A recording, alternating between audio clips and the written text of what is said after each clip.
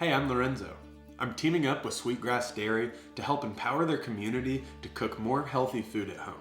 Every month I'll put out a new recipe and follow along video featuring all the awesome products and foods that they have available at their store. The whole goal here is to help you feel less intimidated by unfamiliar ingredients and to build confidence in the kitchen that lasts. This beef ragu recipe is easy on the wallet and elegant enough to treat yourself or your special someone to a delicious Valentine's Day meal. All right, so the first thing I want you to do is to put a pan or pot on the stove and preheat it to low or medium. We want to make sure it's nice and hot for our beef. Go ahead and chop up your onion and slice your 4 garlic cloves super duper thin. Place those in a bowl and we will get to those in a couple minutes. Remove your chuck roast from its package and in your medium-low preheated pan, sear your beef super duper hard on both sides. I even like to use another pot full of stuff as a weight to get a nice brown crispy sear. If you don't have a saute pan like the one you see here, it is no big deal. You can use a Dutch oven or any pot or pan that has a well-fitting lid that you can sear on the stove.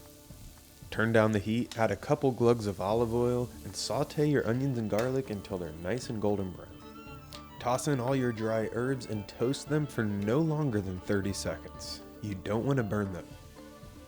Now deglaze your pan with the beef stock, wine, and Worcestershire sauce to help pull up all those stuck-on bits from the bottom. Dump in your can of fire-roasted crushed tomatoes, and then you're gonna gently nestle your chuck roast right back into that delicious broth.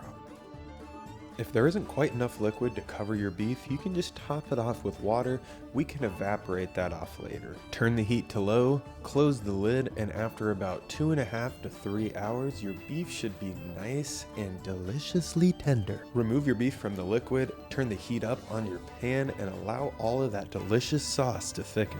In the meantime, you can shred up your beef with 2 heavy-duty forks, and once the sauce is nice and super thick or reduced by half, you can add all of that delicious shredded beef right back up on in there. Once everything has gotten back up to temp, you can add your salt, and I'd say this turned out looking pretty delish. Serve your ragu up on top of your favorite shape of buttered noodles, and grate a ton of Parmesan cheese on top.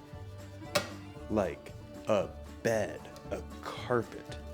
Mount Parmesan on top of your pasta. Once you think you're close to being done, keep on grating until you can't see your food anymore. Life is way too short to skimp out on the cheese. Thanks so much for tuning in, and I hope you found this video helpful. Feel free to reach out with any questions at any time. I am an open book. And until next time, happy cooking.